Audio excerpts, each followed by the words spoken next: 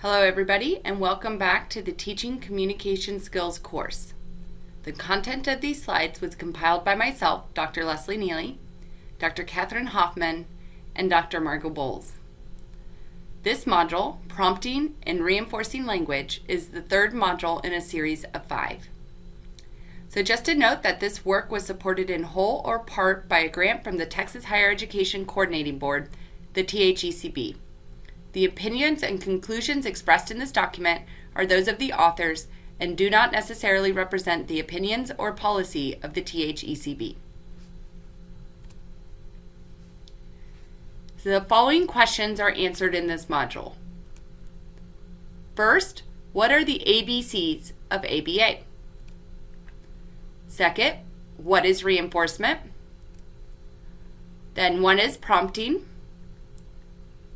And how can you prompt and reinforce communication? Following this module, you will complete an activity where you will demonstrate your skills in prompting and reinforcement to begin teaching new skills to your child. So let's review what you have previously learned. You have previously learned the basic idea of what is incidental teaching. You have learned what it means to follow a child's lead, and you have identified some ways to embed communication opportunities in your everyday life. This module will focus on what specific techniques you can use to prompt the communication and reinforce when your child does communicate. So let's look at the way behaviorists consider behavior. So any communication situation can be broken down into 3 parts. The A stands for the antecedent. This encompasses what happens before the behavior begins. The B stands for behavior and represents what the learner does in response to the A. The C stands for the consequence, or what follows the behavior. So let's look at a concrete example. A child holds out an apple to his brother. This would be considered the antecedent. Antecedents often include instructions or specific environmental conditions and activities. The behavior following this antecedent is the brother points to the apple and says, "Apple." And following the behavior, the brother delivers a consequence. In this example, he gives the boy an apple. So notice that the consequence here is a positive experience. In ABA, consequence simply means what happens after the behavior. It does not mean something negative. If the consequence is one that is likely to increase the future likelihood of the behavior, then the consequence is called a reinforcer. In this example, on the first trial, the brother follows the behavior with access to the apple. Sometime later, the brother has another apple. If the boy is more likely to respond by asking for the apple, by saying apple on the subsequent trial, then the brother giving him the apple in the previous trial is considered a reinforcer and can be used again to further increase the likelihood that the child will request appropriately. So in summary, reinforcement is any consequence that follows a behavior that makes that behavior more likely to occur in the future. So the key to teaching any new skill to your child is to follow the behavior with a reinforcer and thus increase the likelihood that the behavior will occur in the future. So you might be thinking, what if my child does not do the behavior? How can I reinforce it? How do I reinforce behaviors that have not yet been learned and do not occur? So that is a good question. The child must do the behavior, or at least some form of the behavior, before the behavior can be reinforced. So this is where prompting comes in. A prompt is any hint or cue added to make the behavior more likely so that the response can be reinforced. A prompt occurs after an instruction or antecedent and before the behavior occurs. So what is prompting? A prompt can be defined as any cue or hint meant to encourage a person to perform a desired behavior. So there are 3 types of prompts we use in incidental teaching. The first is time delay, the second is the modeling prompt, and the third is called the manned model prompt.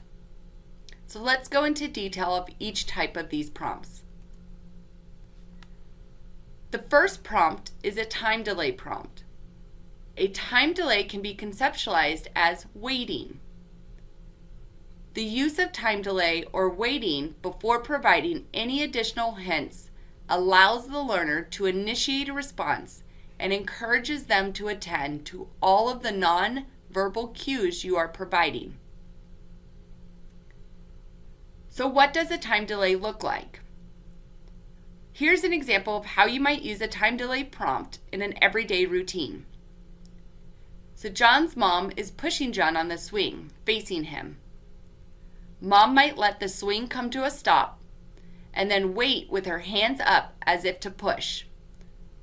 Note that she has an expectant look on her face. If John says, "Push me," Mom pushes the swing really high and praises. So let's look at a video of a time delay prompt. Here the therapist on the right is playing with the child on the left and freely providing barn animals. Notice that the therapist will all of a sudden stop providing the items and look expectantly at the child using the time delay prompt. Good. Incidental teaching, example of the time delay prompt. Go dog, cow, pig, horse, one horse, yes, sheep. The time delay prompt is an excellent first step to encouraging learners to use their communication to access the consequence or the reinforcement. So what if they don't know what to say? This is where we might use a modeling prompt. Oftentimes, we need to provide a little extra prompt or cue in the form of modeling and man modeling. So a model is any movement or verbalization that gives the learner an example of what the behavior should look like. So there are 2 types of modeling we use in incidental teaching: the model and the man model. So what does modeling look like? Here's an example using the swinging example from before. So again, John's mom is pushing John on the swing and is facing him. She lets the swing come to a stop, waits with her hands up as if to push, and has that expectant look on her face. After 3 seconds, Mom models the language she wants John to use by saying, "Push me." If John says, "Push me," Mom pushes the swing really high and praises. Notice the difference here between the time delay prompting and the modeling is that Mom will say "push me" to cue John what he is supposed to say. So here's a video example of a model prompt. You'll notice that the therapist on the right models a lot of language prior to interrupting the routine. She then waits for the child on the left to grab the item and waits expectantly before providing the full model of the desired language. Incidental teaching, example of a model. Go ahead. Sheep. Oh, Horse. wow. Cow. Pig. Goat. Goat. Go. One go. Yes. One go. Good job.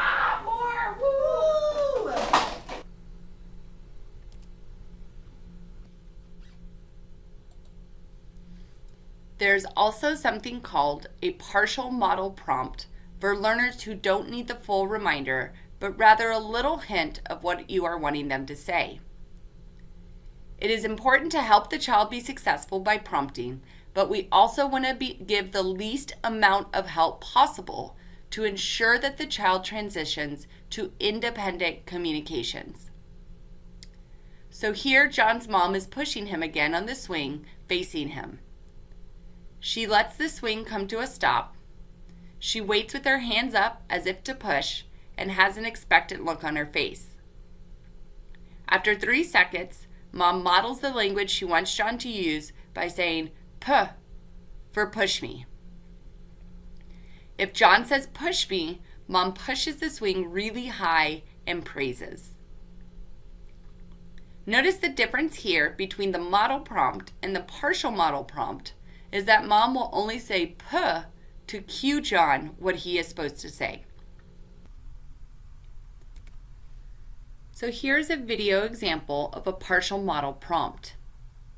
You'll notice that the therapist on the right models a lot of language prior to interrupting the routine.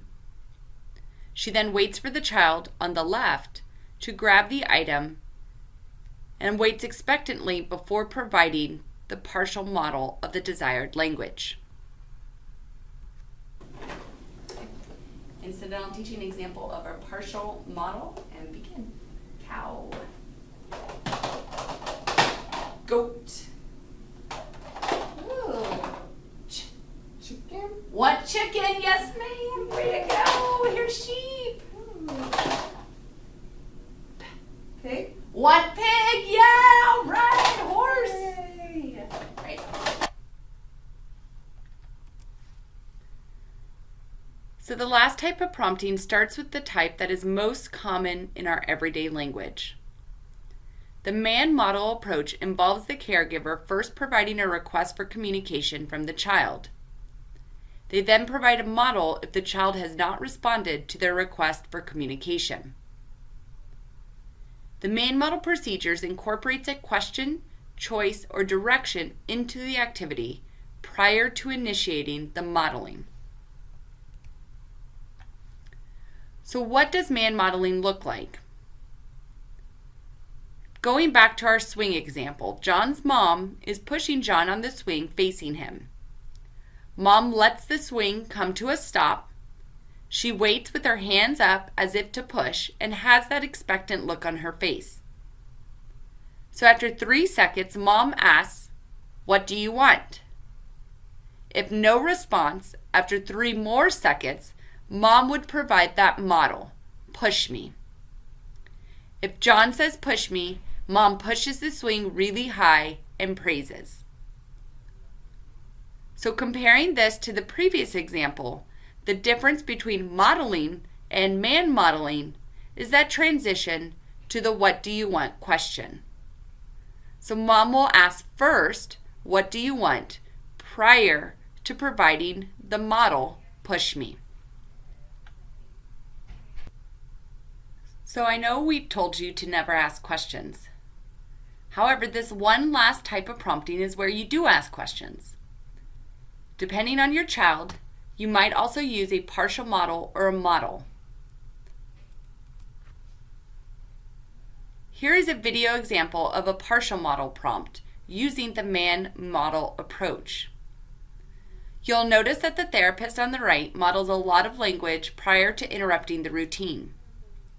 She then waits for the child on the left to grab the item and looks expectantly before providing the man model for the desired language.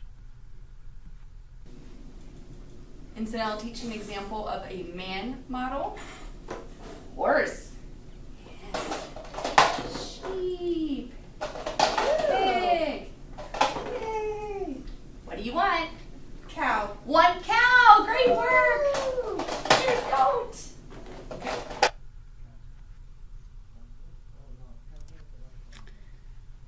Learning how to implement prompting and prompt fading correctly takes practice.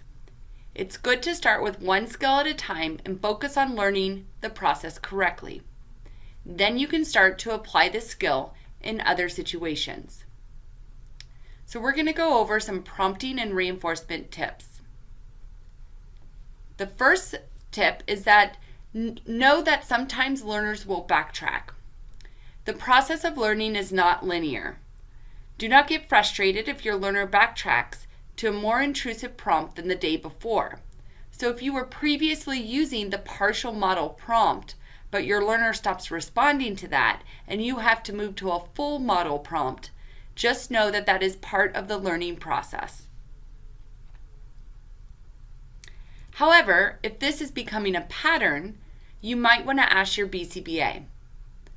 Often this process has to be tweaked for the specific learner and their individual needs. Second, practice the skill every day to yield better results. Find a way to integrate this into your routine and do it daily for best results for you and your learner.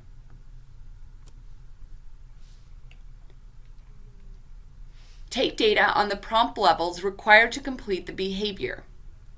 This will be A, motivating, so for you to see the progress of your child, and also B, helpful for your BCBA if you run into those road bumps.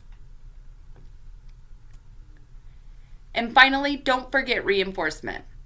If a routine or preferred activity is no longer motivating for your learner, you will need to try something new to encourage the communication. So this week you will make a video of yourself teaching the target skill to your child. Please go to Eli Atomy webpage for more detailed information on this assignment. Thank you for your attention. The following are references for the material presented during this presentation.